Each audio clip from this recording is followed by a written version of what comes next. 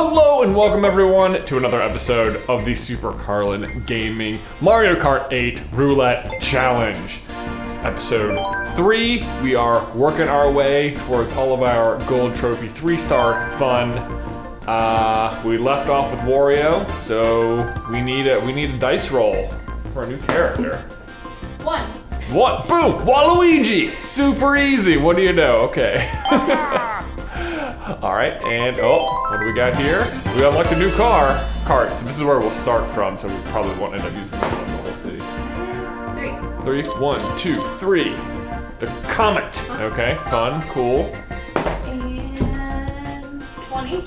Oh boy, 21, 2, 3, 4, 5, 6, 7, 8, 9, 10, 11, 12. Man, I think this is like, we've already got the standard wheels twice, that's great. So we need more wheels, unlock more stuff. 5. 5. 1, 2, 3, 4, 5. Boom, but at least we have a new, let's go ahead and look at the stats here. This is not bad. Pretty good acceleration to speed ratio for Waluigi here. All right, we accept. Sounds good to me. We're gonna do the Star Cup today. And here we go. Shazam. All right, Sunshine Airport. Here we go, Waluigi. Yeah, we talked last time. Waluigi is who I use in most other Mario games, so how fun. Let's see how he feels. Pretty good, pretty good. Better than but we're gonna hit the boxes, crap. Whoops. Okay, so we got it. We got Metal Mario here. He's nothing. He is nothing. Definitely better than Wario. Oh, definitely better than Wario. Look how he was so heavy. Like, I don't know. Maybe I like bikes better than karts, typically. This has got a little bit of that inside drifting on it, too. With like the back tire doesn't come out as much as it well, it does. I'm sorry, that's wrong. It's not inside. It's regular old drifting. The key to this level is right there on that one turn. If you take the inside corner, you save so much time. As opposed to the computer, who never does that. So if you have trouble beating this level, which I doubt you do, that's the trick. Bam. What are we talking about today, Callie? Well, I wanted to ask you about when you first got into gaming. Oh boy, I actually have. I remember once when I was a kid, vividly, my mom asking me, it was before my birthday once, whether I liked Mario or Sonic better, and me not realizing at all what the ramifications of this question were going to be, just said, Sonic, yeah.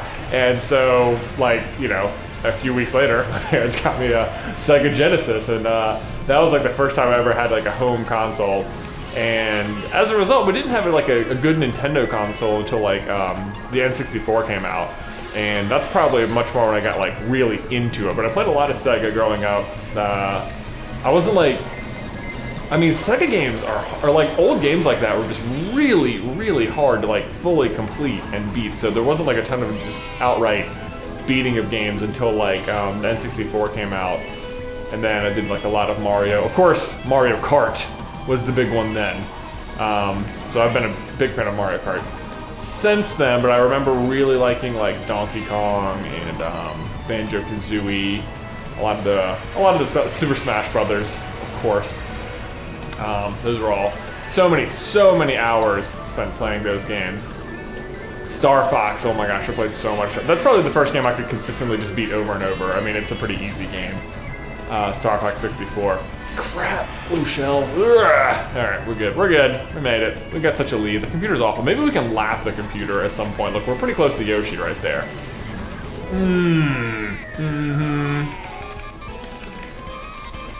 All right. First race down. And Dolphin Shoals, second race. Here we go.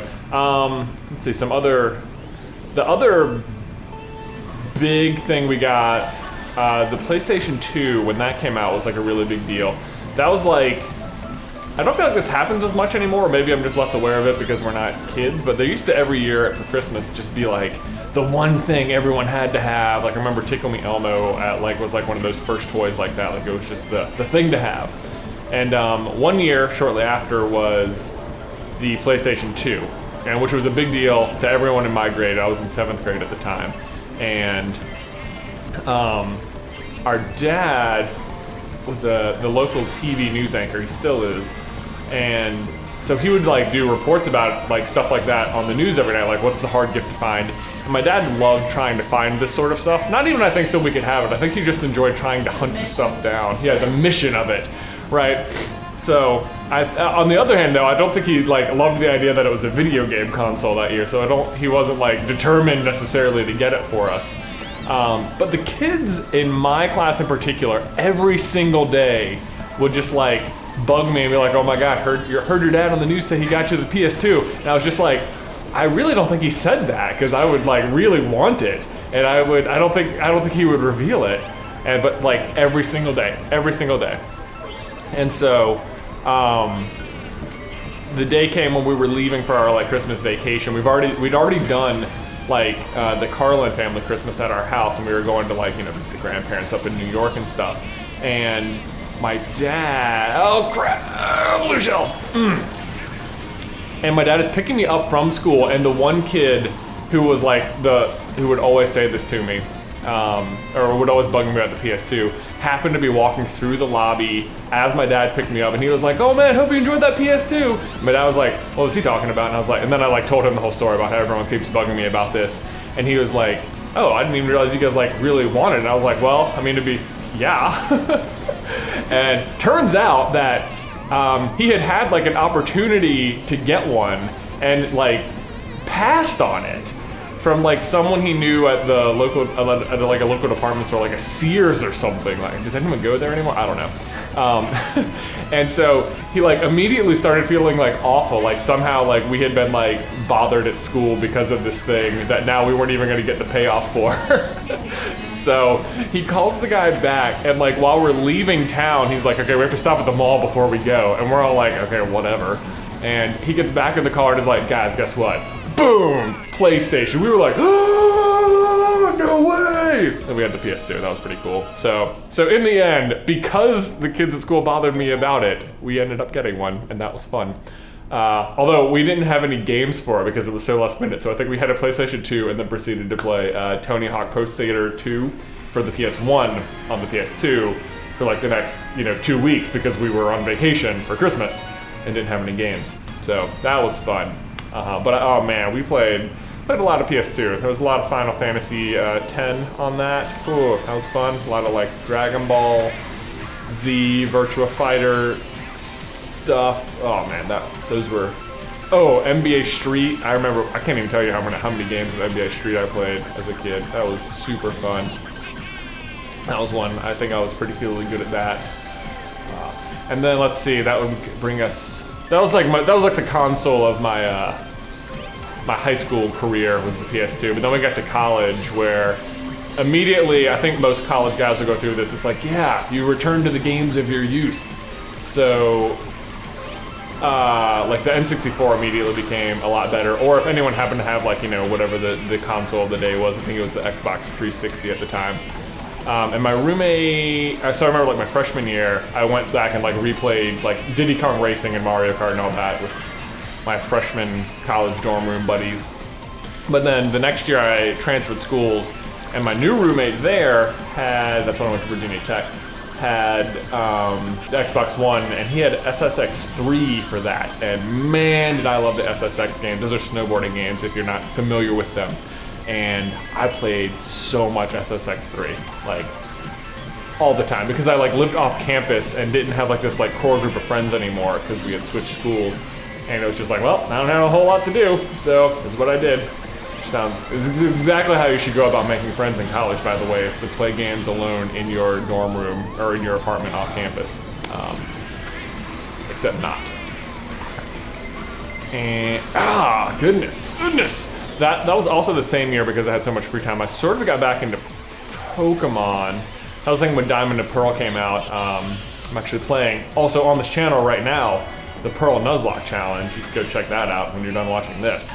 That adventure is just getting started. I'm like, 3 or 4 episodes in at the moment. I forget what the upload schedule is versus what's been released yet, but that's about where we're at. What will you have seen by the time this episode of Mario Kart goes live? I don't know. But that is, oh man, so I played a lot of Pokemon Pearl in sophomore year of college. That's when I started learning more about like the competitive side of things. Not that I've ever been very competitive at Pokemon, but then like post-college, I think I thought that was like when we started Super Carlin Brothers. I was like, yeah, this is like, we play video games all the time. This will probably be the kind of stuff we talk about. Yeah, got the win. Nice. I'll wait for the next race. I'll continue the story.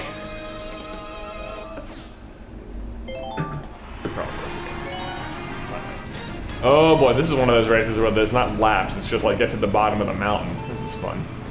Bam. Okay, so yeah, after we started Super Carlin Brothers, I assumed like Super Carlin Brothers, even the name is like Super Mario Brothers, right? Like that's sort of like what the inspiration was. So I kind of figured, because we played a lot of games just at the house where Ben and I lived, that yeah, we would like talk a lot about video games or whatever.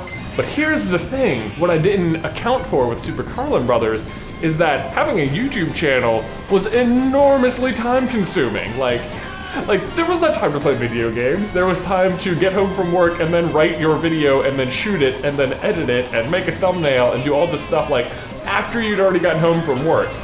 Which meant on the days that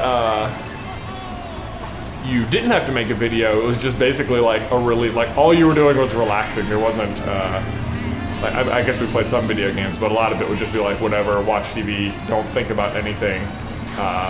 Because work itself was, you know, very stressful and time consuming, and then coming home and making videos. I mean, it's all paid off now, but oh no, if you missed the first one, the trick is don't aim for the one going left, aim for the one that's already, oh see, I even as I was saying it, I didn't do what I was saying, that was awful. Jeez. And eventually though, that's when I also learned about the doing like Nuzlocke or whatever on, oh boy, here we go. Don't catch me, that would be bad. I'd be really upset if we lose the last race. I've never found any good rhyme or reason to getting through these trees. It's like completely new every single time I get through them. Okay, oh man, the crowd is a lot closer behind me on this race. It's making me a little nervous. I'm gonna be so upset if we don't win at this point. Like, all right, what a terrible day of recording. Never mind. Yeah, you gotta get the slalom on the. You guys can't even see what I'm doing. Missed all my impressive shredding of the slalom course. If you had to pick a favorite console of all time, oh my gosh. what would you do? Could I do, let's see. I mean, it's hard not to say like the 64 because it's like, it's so iconic. But maybe even just the Wii. I played a lot of the Wii. That was like the console I had in college as well. Like, so I remember doing a lot of that. That's where I played a lot of Mario Kart as well. But, that's, I mean, I don't know if I can pick this. So I mean, it just depends, like it goes so in and out, you know. But there we go, we did it. Made it through. Man, we got this lovely loading screen here. Made it through another round, another trophy. That should be a 3-star. I think all you have to do is win each race. There used to be Mario Karts where you had to it depended on your performance. You could win every race and still not get the 3-star. I think that was like on the Game Boy. Boom, Star Cup, done. Awesome. There you go. Oh, and we unlocked a new thing, so we'll see what that is in the next episode. Thank you for watching. Please like the video if you haven't already, and subscribe so you don't miss any future Mario Kart 8 Roulette challenges. Otherwise, I will see you next time.